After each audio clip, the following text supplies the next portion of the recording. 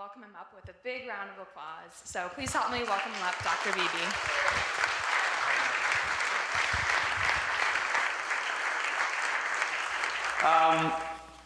In the reading this morning, it talks a lot about God's purpose of creation and how love was really the integral part of that purpose.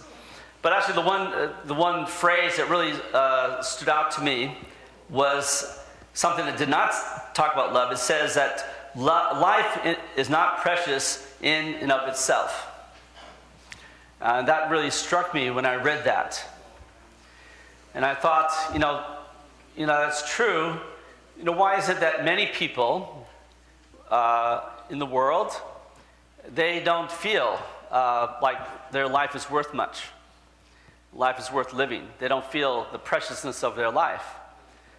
And why is that?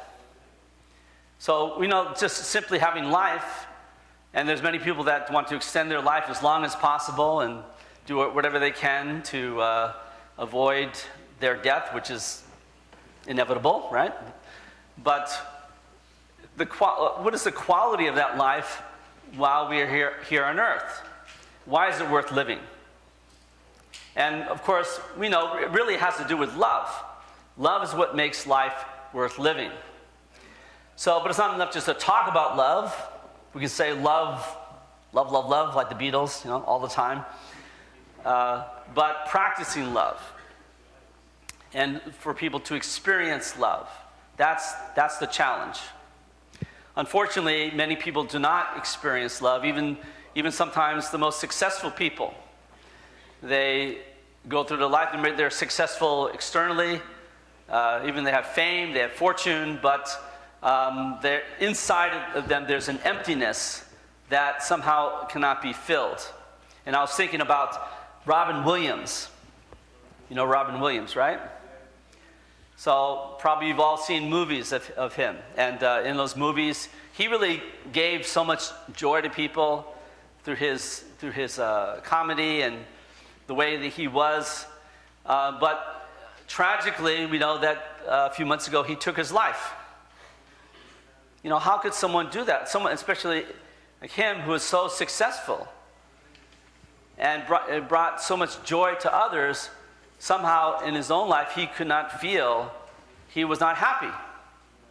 He could not feel the value or the preciousness of his life, so he took that life.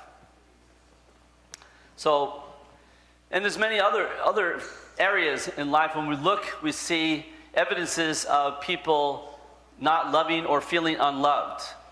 When we think about in America, every year there are millions of abortions. And how could anyone take the life of an unborn child, especially the potential mother has a child within her? How could she be willing to take the life of that child? There's no love there because she doesn't feel anything somehow for that child. There's no love. And so for that child becomes just sort of there's no value to that life if there's no love there. And of course, when we think about, we live in a world today where now terrorism is something that has become part of our almost daily reality. And we don't know when it's going to strike next. But those who commit those kinds of acts, how could they so easily take another person's life? And usually they don't even know that person. Innocent lives. Go in and shoot people or blow people up, even blow themselves up. They somehow do not feel the preciousness of life. And so even though they may do this in the name of God or in the name of Allah, whatever, but there's no love there. And do you think God really is happy to see that? No. So there was a recent attack in Paris, right? The magazine there that sort of satirizes things. And there are some so-called Muslim terrorists that took offense at depictions of Muhammad, and so felt justified to go in and shoot people. And actually, I heard a few days later they came out with their next issue, and on the front was Muhammad, depiction of Muhammad again, but with tears in his eyes. So, religion is supposed to bring us closer to God. And I believe that all religions in our world, all the major religions, had their origins in the desire to come closer to God in some way. And God inspired those religions to bring us closer to Him. In different times in history, in different cultures, in different ways, these religions were born. But when a religion goes out and kills people in the name of God, it's not really fulfilling its purpose. So, of course, some may justify and say, well, that magazine in Paris that was these people who were killed, they were very anti-religious. And I was watching an interview on the internet. One of the people there was talking about how religions are so hypocritical, and so they ridicule all religions indiscriminately. And they felt justified because, anyway, from their viewpoint, religious people are hypocrites. And what religion really is about power. Power and getting position, influence. That's what it's all about. And people, preachers, they say nice sermons, and they want their congregation's money, right? So to them, religion is just a sham. Well, they can think that way if religions are not really fulfilling their purpose. If they're not, when people see religious people, that they do not feel God's presence with them, then people can easily feel that way. I was, so today Islam has come to be associated so much with terrorism. And, but it wasn't always that way. And I came across recently some stories about Muhammad. I wanted to read a couple of these to you, because these are things that nowadays people are totally unaware of. According to the principle, Islam too had a place in God's providence. There was a reason for the birth and the growth and the development of Islam, to bring a people closer to Him. And I believe Muhammad was inspired by God. And there are some stories that are not circulated about him that demonstrates really his true spirit. So even though these terrorists, they're insulted by depictions of Muhammad, but Muhammad himself was not insulted. There's one story that where he is going to about his daily routine, walking to pray. And he would take the same route each day. And each day, a woman would sit on top of her house and throw garbage on him as he passed by. So do you think then he took his Kalashnikov and wiped her out? No, he didn't have one, of course. She could not be appeased no matter what. Every day this would happen. But one day, Muhammad was walking past and the woman wasn't there. So after Muhammad prayed, he came back to her house and knocked on her door, and there was no answer. So he came inside and saw that she was lying on the floor. He said to her, "You didn't throw any garbage on me today." Said, "Yes, well, I've been sick, and I've been here, and nobody's come to see me. You're the only one that has come to see me." And so the story goes that this woman who had been throwing garbage in him every day, she was cared for by Muhammad that day, and she became a Muslim. There's another story about the time when Muhammad, he was receiving these revelations and inspirations, and then he declared himself as a prophet. But he actually freaked out the Mecca where he was living. Really created an uproar in Mecca. People said, he's a sorcerer. He's this evil guy. So soon after, he was walking, and then he approached a woman who was leaving the city, going out of Mecca, and he noticed that she was struggling with many bags. She was leaving. So he came up to her and asked her, "Can I help you?" And she said, "Yes, I'm trying to leave Mecca, and can you carry these bags for me?" So he carried her bags all the way up a mountain, and on the way he asked her, "Why are you leaving Mecca?" And she said, "Well, have you heard of this guy, Muhammad? He's a sorcerer. He's an evil guy. He's turning father against son. He's destroying our city." She didn't say anything. He just kept walking along with her, carrying her bags. And when they reached the end of their journey, he put the bags down, and the woman said to him, "I'm sorry, I have nothing to give you, but I can pray for you. What's your name?" So imagine her surprise when he told her, "Oh, I'm the guy you've been talking about."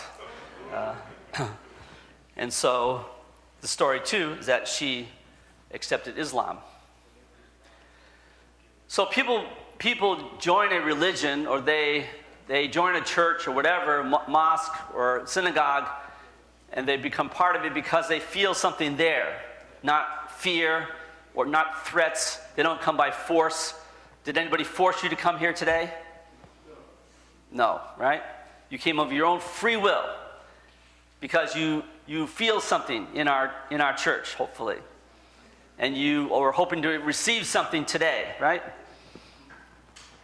So this is what religion is meant to do, to bring God's Spirit down, and people can experience God through their church, through their church community, and through the teachings of that religion.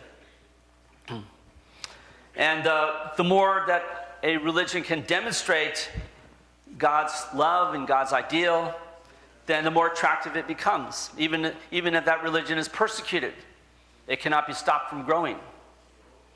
So think about early Christianity, how much early Christians were killed and executed and tortured.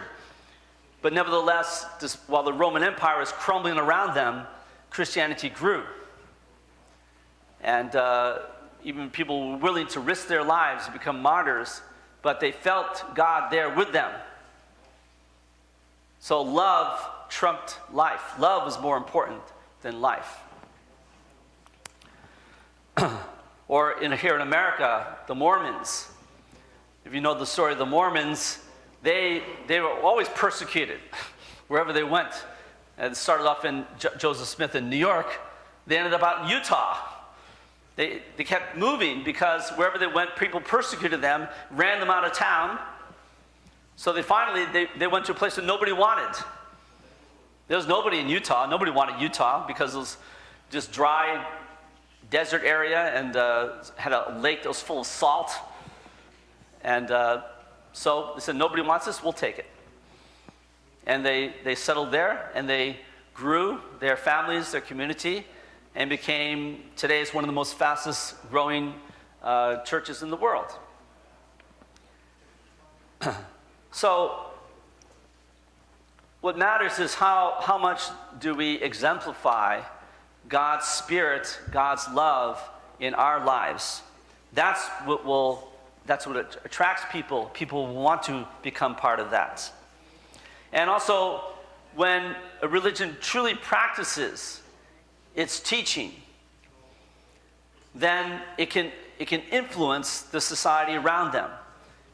Does not have to be influenced by, it influences. So religious people are meant to lead, not to follow. We should lead.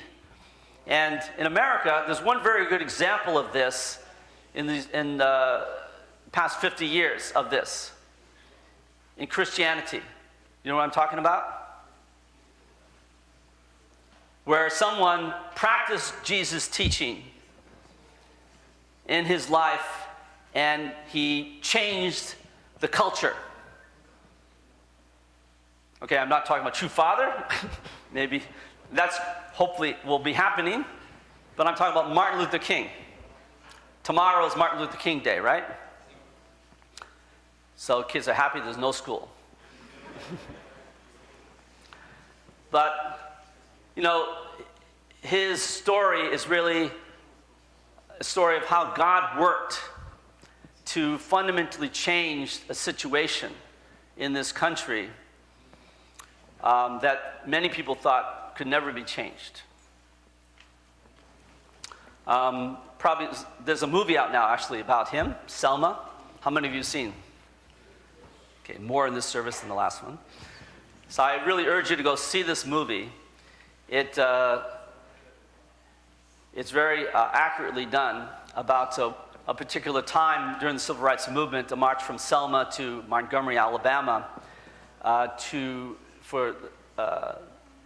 promote voting rights for black people, because in the South in those days, many restrictions were put up to prevent black people from voting, even though it's in the Constitution, everybody has the right to vote. But these states got around in many different ways, devious ways, to prevent black people from voting. So many communities, like Selma, more than 50% of the community was black, but only 2% in the community could vote, and everybody in the city council was white, because the only people really voting were basically white people. So Martin Luther King went there and helped to organize this march. We were going to march from Selma to Montgomery to demonstrate and to address the governor of the state and to call for equal voting rights.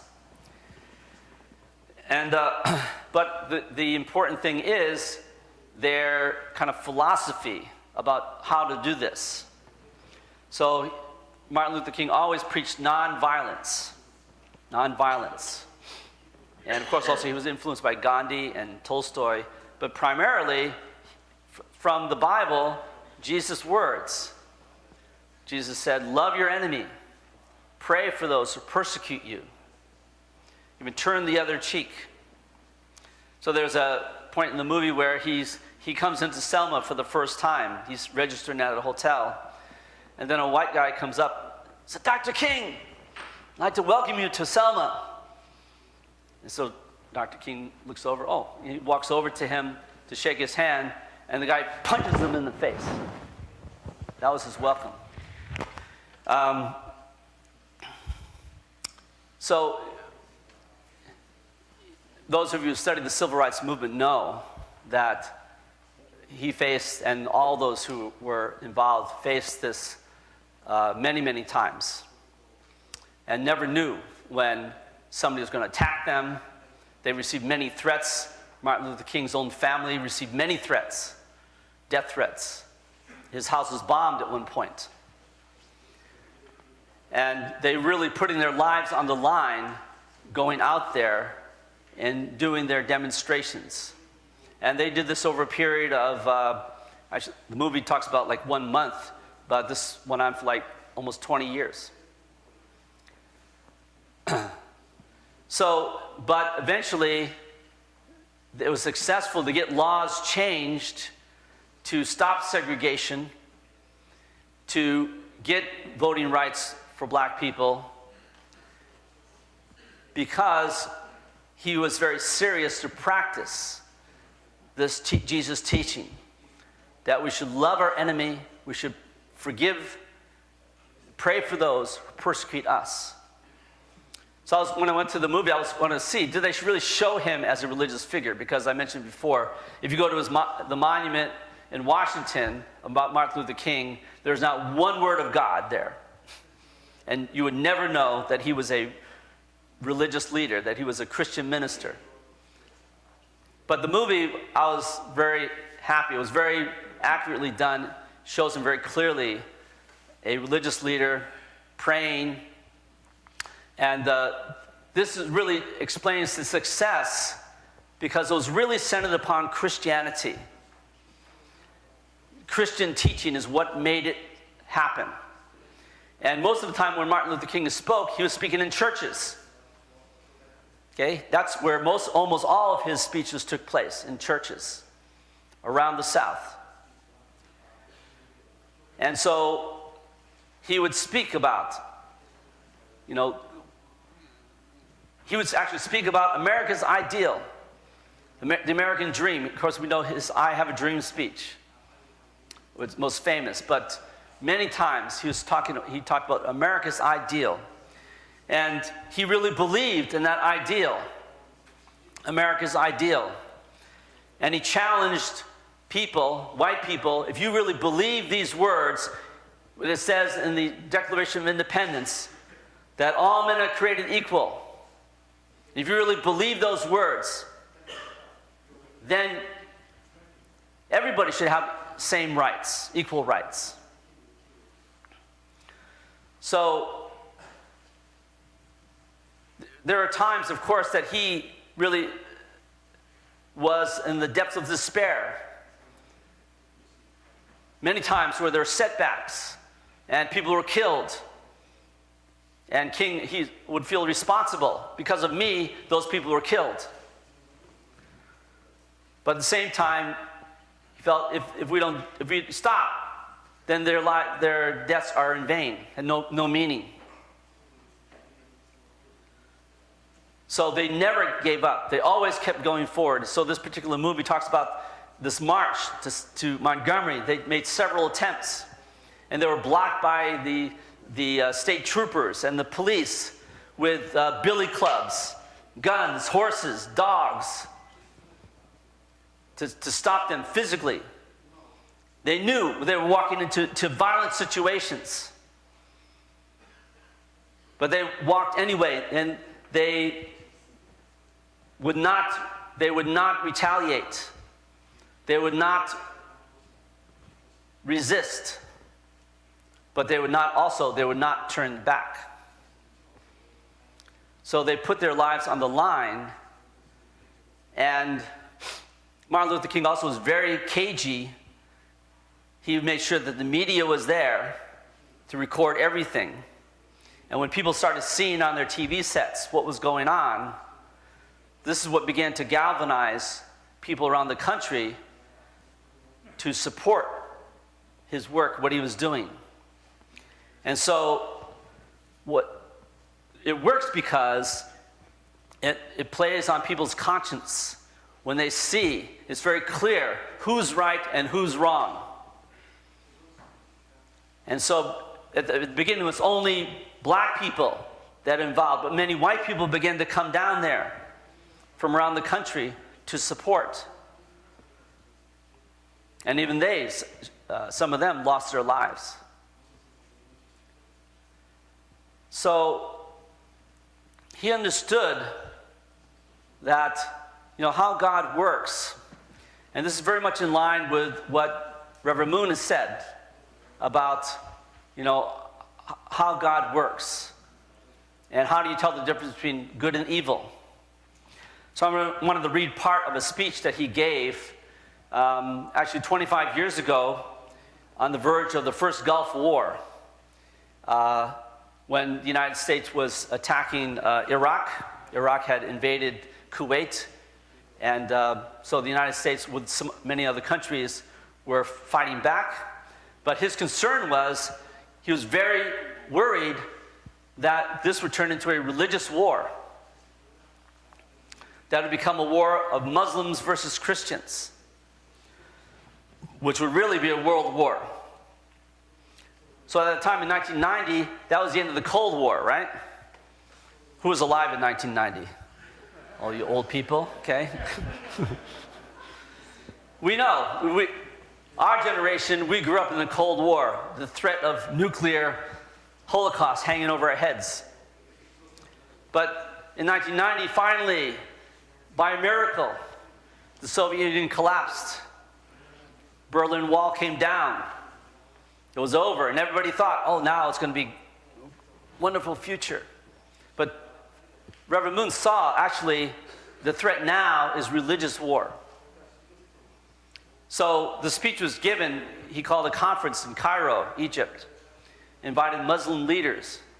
He himself wasn't there, but someone gave the speech on his behalf and talked about, what is the true role of religion? And how do we really fight evil? And we have to understand clearly what's the difference between good and evil, God and Satan. So he said, Satan attacks God's side, attempting to destroy the tender shoot of God's word, and crushes the lives of his gentle champions. Satan is always first to attack. In fact, aggression is the trademark of Satan. Being attacked first is the trademark. Being attacked first is the trademark of God's side. Yet God's side prospers according to this principle. By being attacked first, God's side builds up great wealth through suffering and sacrifice. Through paying this price and bearing injustice, God's side ultimately gains the victory. This is definitely what we saw happen with the civil rights movements. That as time went on, those who took the beatings, took the attacks, absorbed the hatred and the violence, they became the victors. This is evidence of God working. But the key thing is really, it's on the basis of Christianity. And so Martin Luther King also warned, if America loses its Christian spirit, if the churches lose their spirit, then America is doomed. So this is very critical, serious situation. Reverend Moon said that Martin Luther King was the greatest religious leader in the 20th century. He also said that America had an important role in God's providence. America is like a city on the hill. The Pilgrims called America a city on the hill that would be attractive to people from all over the world. So people have come here from all over the world, right, to this place. All of your ancestors came from someplace else. Why do they come here? Because of liberty, because of freedom, religious freedom. And there was a chance here to make a life that they could not make somewhere else. So of course, freedom has always been the rallying cry for Americans. Freedom. Statue of Liberty. But what is the purpose of freedom? Are we meant just to be free for its own sake? The principle explains clearly the purpose of freedom is so that we have the freedom to love. There can be no love without freedom. That's the purpose of freedom. Not just to do what you want, to be free to do what I want. I'm a free person. Then we can abuse our freedom. And many times this is what we see happening. And I would say in America, over the past few decades, there's been such an emphasis on freedom, but we forgot about love. So we have a lot of free people, independent, even successful in different ways, but we're lacking in love. And there are many people who feel valueless, who don't feel the preciousness of their life because love is missing. So through our reading this morning, we read that love was the original motive of creation. God created everything with love. That was the motivation why God created everything, to bring love into being. So we ourselves are meant to fulfill that purpose through our own relationships with each other. And through these relationships that we can experience joy, joyful lives. And if we feel joyful, others will want to join us, won't they? So of course I realize it's not easy to do this all the time, right? We don't wake up in the morning, hi honey, how are you today? I work at New Hope School, go to school I don't always love the students the way I should. They do sometimes unlovable things, teasing, tripping each other, doing stuff as kids do. It's not easy sometimes to love them. But at the same time, the proper way to look at it is that God is challenging me to grow my heart. And that's why also we're parents. The parents have to grow. You don't stop growing when you become a parent. That's kind of where you start growing, really, through your relationship with your children. So there are many challenges, of course, with love. And this is the way life is. Life is full of challenges that will be dealt without it. So the key thing is that we don't give up, that we don't allow ourselves to become resentful or hatred or turn to the dark side, but that we keep our connection with God, and through God, through our relationship with God, we always have the power and energy to keep going. I think that's what really drove Martin Luther King. Despite all the things that he faced, he could always try to keep God's perspective and had the energy and the love in his heart to keep going and to love his enemy in the face of everything. So I think every day we have opportunities to do the same. Every day when you wake up and you look at your spouse, you can say, "Good morning, sweetheart." Smile, make them happy. We have every day with our children, with our family, to multiply God's love. At school, at our place of work. If you ride a bus every day, on the bus, at the supermarket, okay? We can spread love in the supermarket.